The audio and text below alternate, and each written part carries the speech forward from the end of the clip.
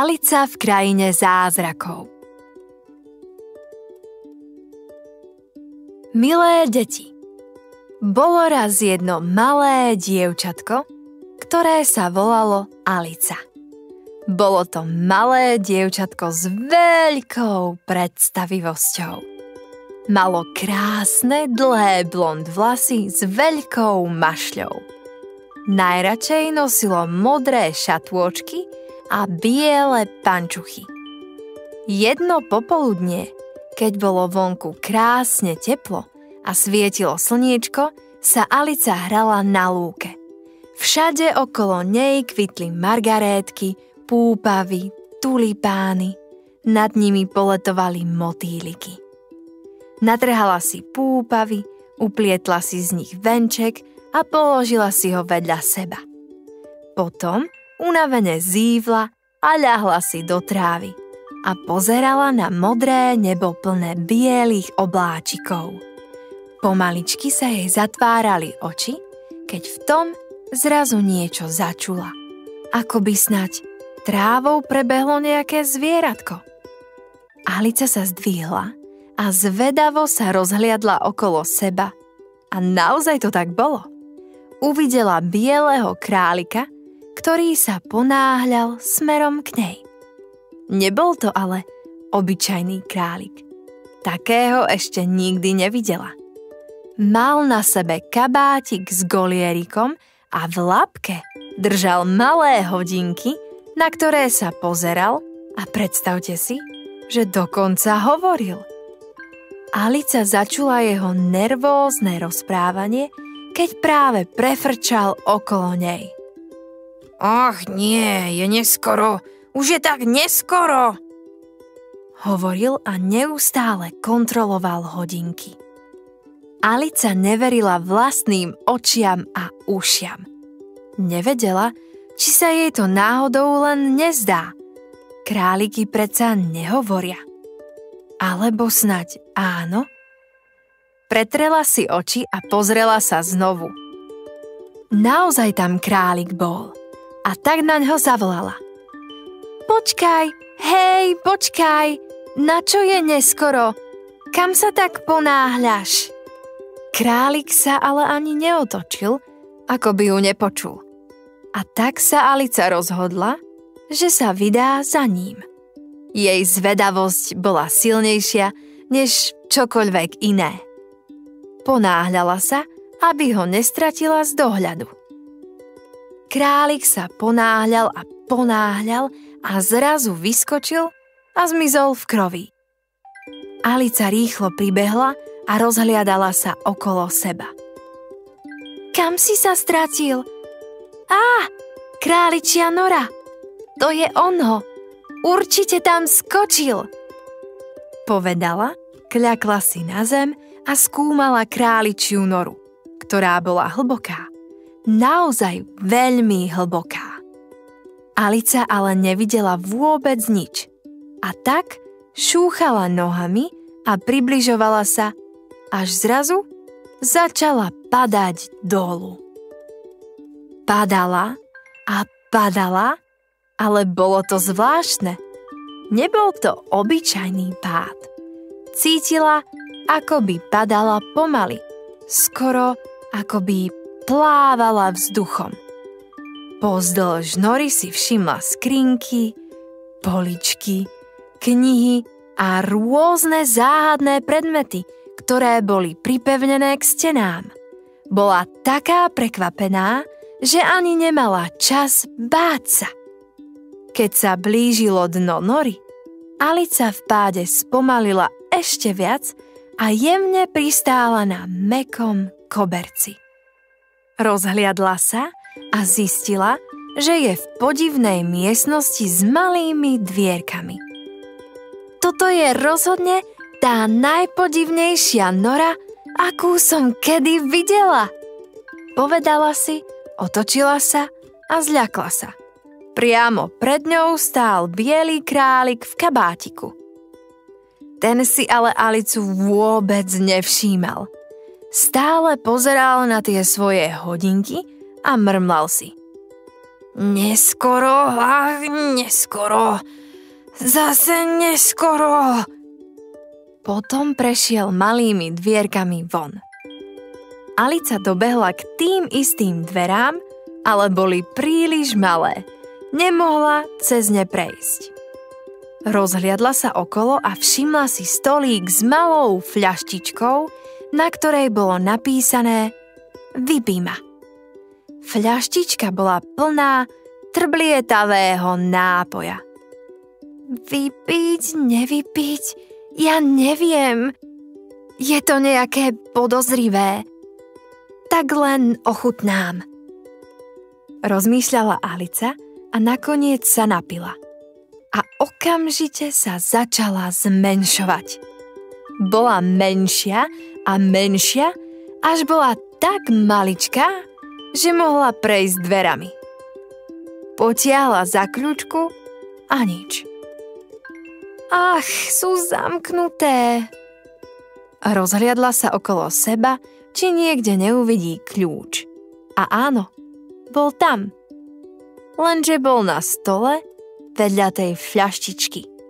Alica už bola ale príliš malá a na stôl nedosiahla. Čo teraz? Pomyslela si nešťastne. Chodila maličká po miestnosti, až došla k miske plnej sušienok. Pri nich bol nápis Zjedz ma. Zjesť, nezjesť, neviem, ale možno mi to pomôže. Premýšľala Alica a rozhodla sa zjesť jednu sušienku. A okamžite sa začala zväčšovať. Bola väčšia a väčšia, až sa skoro do miestnosti nezmestila. Musela byť úplne skrútená. Aspoň dosiahla na kľúč a presne vedela, čo má robiť ďalej. Vzala kľúč, potom fľaštičku a celú ju vypila. A rovnako ako prvýkrát, aj teraz sa začala zmenšovať a zmenšovať, až bola taká malá, že mohla prejsť dverami, ktoré si odomkla kľúčom. Plná zvedavosti vstúpila do neobyčajného sveta, ktorý sa pred ňou rozprestieral. Objavila sa v podivnej záhrade, kde rástli kvety, ktoré vedeli hovoriť, a podivné huby, ktoré boli také vysoké, že vyzerali ako stromy. Všetko bolo farebné a nádherné, ale zároveň trochu zvláštne. Alica začala preskúmavať záhradu a všimla si ďalších zvláštností. Napríklad, ako motýle vyzerali ako živé cukríky a trávou sa preháňali podivné stvorenia, aké nikdy predtým nevidela. Prechádzala záhradou, až došla k obrovskej hube, na ktorej sedela modrá húsenica a fajčila fajku. Alica si ju zmetene prezerala, keď v tom húsenica prehovorila. Kto si? To by som sama rada vedela. Práve teraz si vôbec nie som istá, kto som. Dnes ráno som ešte bola úplne iná, odpovedala Alica. Ako to myslíš, iná? Pýtala sa ďalej húsenica. No, napríklad, ráno som bola veľká, ale odvtedy som sa toľkokrát zmenšila a zväčšila, že už som úplne zmetená, vysvetlila Alica. A prečo si zmetená? Zmena nie je nič divné, keď si zvyknutá meniť svoju veľkosť. Mala by si byť zvyknutá meniť aj to, kto si. Alica chvíľu premýšľala o tom, čo jej húsenica povedala, ale bola z toho vlastne ešte viac zmetená. A húsenica ďalej pokračovala. Keď nevieš, kto si, nemá zmysel to riešiť. Proste to príjmi. Ale ja sa chcem vrátiť do svojej normálnej veľkosti, aby som mohla pokračovať v ceste. To je predsa jednoduché. Zjedz kúsok huby. Jedna strana ťa zväčší, druhá ťa zmenší. Ale ktorá je ktorá? Spýtala sa Alica a húsanica jej len odsekla. Zisti si to sama. Otočila sa chrbtom a odplazila sa preč. Zisti si to sama. To sa jej ľahko povie. Veď ja tento svet vôbec nepoznám. Ani vlastne neviem, kde som. Je to tu ako ríša plná divov. Zamrmlala si potichu Alica. Pozrela sa na veľkú hubu, na ktorej sedela modrá húsenica a premýšľala nad jej radou. Húsenica jej povedala, že jedna strana huby ju zväčší a druhá zmenší. Ale nevysvetlila, ktorá je ktorá. Alica si teda odlomila malý kúsok huby z jednej strany a opatrne ho zjedla. Zrazu cítila, ako sa začala zväčšovať. Rástla a rástla, až bola taká vysoká, že jej hlava skoro narážala do konárov stromov. To nie je úplne to, čo som chcela. Zvolala a rýchlo kúsok huby z druhej strany ochutnala. Tento raz sa začala zmenšovať, ale pretože si vzala príliš veľký kus, zmenšila sa natoľko, že bola sotva vidieť. Po niekoľkých pokusoch sa konečne Alici podarilo nájsť správnu veľkosť. Nechala si kúsok huby z každej strany pre istotu. Myslím, že ma tu ešte čaká množstvo dobrodružstiev a tak sa mi huba určite ešte bude hodiť. A tak pokračovala v ceste ďalej. Všade okolo Alice boli podivuhodné kvety, ktoré sa nakláňali, ako by jej kývali na pozdrav, a podivné vtáky sa prechádzali po tráve. Ríša bola plná farieb a zvukov, o akých sa jej ani nesnívalo. Ako pokračovala svojou cestou, narazila na ďalšie zvláštne zviera. Mačku škľapku. Mačka sedela na konári stromu a mala ten najširší úsmev, aký kedy Alica videla. Alica sa priblížila a opatrne prehovorila. Prepáčte, mohli by ste mi prosím poradiť s cestou? Mačka sa ešte viac usmiala. Alicu si prezerala a potom odpovedala. Záleží na tom, kam chceš ísť. Alica sa na chvíľku zamyslela a povedala. Neviem presne, hlavne by som chcela ísť niekam ďalej. Ak nevieš, kam chceš ísť, potom je jedno, ktorú cestu zvolíš. Chcela by som ešte niekoho stretnúť. Kto tu ešte žije? Spýtala sa Alica zvedavo. Môžeš tu stretnúť klobúčnika alebo zajaca brezáka. Ten tu pred chvíľou prebehol okolo. Ponáhľal sa na čajové posedenie, ale musím ťa varovať, obaja sú úplne blázniví. To mi nevadí, mám rada bláznovstvo. Tak to si tu správne, pretože tu je všetko trochu bláznivé. Aj ja som blázon. Ty si tiež blázon. Ja nie som blázon, povedala trochu nahnevane Alica. Ale áno si, inak by si tu nebola. Toto je ríša, kde bláznovstvo nie je výnimka, ale pravidlo. Týmto smerom ťa cestička zavedie na čajové posedenie. Maj sa pekne a bláznivo, Alica, povedala mačka škľapka a začala pomaly miznúť. Jediné, čo na strome zostalo, bol jej široký úsmev. Počkajte, vy ste zmizli, ale váš úsmev tu zostáva. Ako je to možné?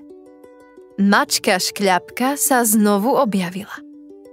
Áno, to je totiž moja špecialita, povedala a zase zmizla. Je to tu také čarovné a zároveň zvláštne, pomyslela si Alica a pokračovala po ceste smerom na čajové posedenie. Dorazila k podivnému stolu uprostred záhrady, ktorý bol neskutočne dlhý a pokrytý všemožným čajovým riadom. Kanvicami, šálkami, lyžičkami a tanierikmi. Všade to bolo neusporiadané, ako by práve skončila veľmi chaotická hostina. Pri stole sedel klobučník. Veľmi zvláštny pán. Mal kučeravé, žiarivo ryšavé vlasy a na nich položený vysoký klobúk. Vedľa neho sedel zajac Brezák. Ten zajac, ktorého Alica prenasledovala. Neustále sa vrtel a vyzeral, ako by sa s čajom skôr hral, než aby ho pil. Vítajte na čajovom posedení, prehlásil zvesela klobučník, keď si všimol Alicu. Sadnite si, ale varujem vás, žiadne miesto tu nie je. Alica sa zmetene pozrela na stôl a stoličky. Ako to myslíte? Je tu predsa množstvo voľných miest. Ale všetky sú obsadené, povedal zajac Brezák tajomne. To predsa nedáva zmysel, odpovedala Alica zmetene. A čo tu dáva zmysel? Zasmial sa klobučník. Tak tuto bude bláznivejšie, než som si myslela, pomyslela si Alica a sadla si k stolu. Klobučník ju ihneď začal zahrňovať nezmyselnými otázkami a hádankami. Prečo je havran ako písací stôl? Alica o tejto hádanke dlho premýšľala, ale nech robila, čo robila, odpoveď jej nedávala zmysel. Ja neviem, prečo. Ani my to nevieme. Rozosmial sa klobučník a zajac Brezák veselo prikyvoval. Zrazu sa obaja zdvihli a sadli si na iné miesto. A potom zase na iné. A zase si presadli. Ten čaj nikdy nie je dosť dobrý, mrmlal si pre seba klobučník. Alica ich len nechápavo pozorovala a spýtala sa. Prečo si stále meníte miesta? Pretože čaj predsa chutí najlepšie, keď sa pije z inej šálky, odpovedal klobučník a zase si presadol. A robíte tiež niekedy niečo iné, než len pijete čaj? Spýtala sa Alica. Klobučník a zajac Brezák sa na seba prekvapene pozreli a potom odpovedali.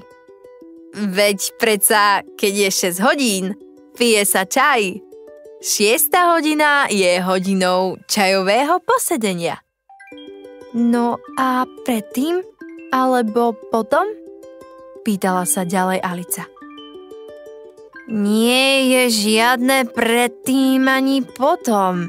Je neustále 6 hodín, odpovedal zajac Brezák.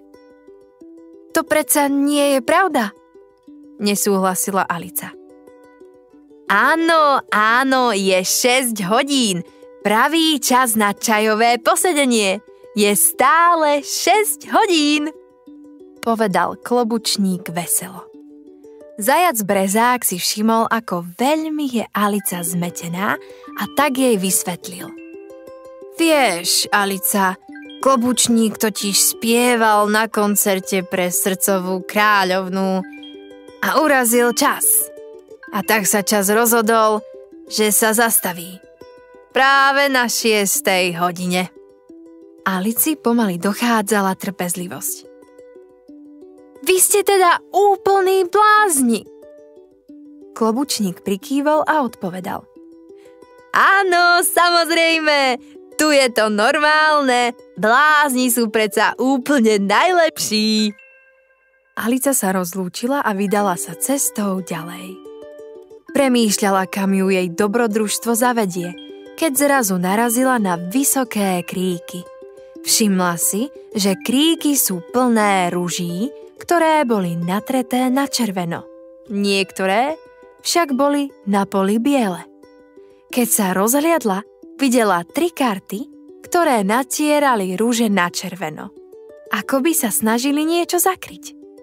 Karty boli oblečené ako záhradníci a ako náhle si všimli Alicu, zľakli sa. Prečo natierate rúže na červeno? Spýtala sa Alica. Omylom sme zasadili biele ruže na miesto červených a ak to kráľovná zistí, zotne nám hlavy. Zotne vám hlavy? Prečo by niečo také robila? Pýtala sa vydesene Alica. Pretože je to srdcová kráľovná a tá nemá rada chyby. Zrazu sa z diaľky približoval veľký sprievod. Bola to srdcová kráľovná so svojou družinou. Pôsobila naozaj prísne. Bola panovačná, rázna a všade okolo seba vyžadovala absolútnu poslušnosť. Srdcová kráľovná prišla až k Alici a kartám a prehovorila. Kto to tu stojí? A prečo nie sú ruže červené? Karty sa začali triasť, ale než stihli odpovedať, Alica odvážne vstúpila do rozhovoru. To bola len malá nehoda. Karty ju už napravujú. Prečo si jednoducho nesadnete a neporozprávate sa o tom? Sadnúť si? Mladá dáma, nevieš, s kým hovoríš? Zakričala srdcová kráľovná. Alica pokojne odpovedala. To teda neviem, ale rada by som to zistila. Kráľovnú prekvapila Alicina odvaha a tak sa rozhodla ju nepotrestať, ale namiesto toho ju pozvať na hru kroket, ktorú práve plánovali. Hra bola naozaj zvláštna, pretože v nej namiesto kladív slúžili plameniaky a ich dlhé krky. A ježkovia boli ako gule. Pre Alicu bola hra veľmi náročná. Jej plameniaky sa neustále vrteli a ježkovia sa odkotúľali vždy inam, než mali. Zatiaľ, čo ježkovia srdcovej kráľovnej sa kotúľali tak, aby hlavne kráľovná vyhrala. Alica sa snažila, ale bolo to naozaj nespravodlivé. Zrazu začala byť kráľovná ešte viac zlá a prísna. Obvinila srdcového chlapca z jej družiny z krádeže sušienok a rozhodla sa usporiadať súdny proces. Všetci na čele so srdcovou kráľovnou bežali do súdnej siene. Za nimi aj Alica. Nechápala, prečo je okolo sušienok toľko rozruchu a bola zvedavá, ako to so srdcovým chlapcom dopadne. V súdnej sieni bolo niekoľko ďalších kariet, ktoré slúžili ako porodcovia a diváci. A ako prvý svedok bol predvolaný klobučník. Predstúpil so šálkou čaju v ruke a na všetky otázky odpovedal. Ja nič neviem, len pijem čaj. A tak ho srdcová kráľovná poslala preč. A ako ďalší svedok bola predvolaná mačka Škľapka. Tá sa ale v súdnej sieni neobjavila. Objavil sa len jej široký úsmev. To celú porotu aj srdcovú kráľovnú zmiatlo natoľko, že sa začali hádať všetci medzi sebou. Alica sa rozhodla, že sa srdcového chlapca zastane. Aby si dodala odvahu postaviť sa srdcovej kráľovnej, zjedla kúsok huby, ktorú mala schovanú. Tak predsa sa jej hodila. A tak začala rásť a zväčšila sa natoľko, že jej hlava skoro narazila do stropu. Celý tento súd je nezmyselný. Vy predsa nemáte žiadne dôkazy proti srdcovému chlapcovi, povedala odhodlane srdcovej kráľovnej. Srdcová kráľovna zčervenala od hnevu. Zotnite jej hlavu! Zakričala. Ale Alica už bola príliš veľká na to, aby jej niekto mohol niečo urobiť. Všetky karty sa na ňu vrhli, ale vôbec jej neublížili. Zrazu Alica pocítila, ako sa ríša okolo nej začína rozpadať. Karty sa začali točiť, ako by boli vťahované do víru. Všetko okolo sa točilo tak rýchlo, až Alica videla len rozmazané šmuhy a začala sa jej točiť hlava. A tak rýchlo zavrela oči. Keď ich znovu otvorila, bola na krásnej rozkvitnutej lúke, obklopená kvetmi.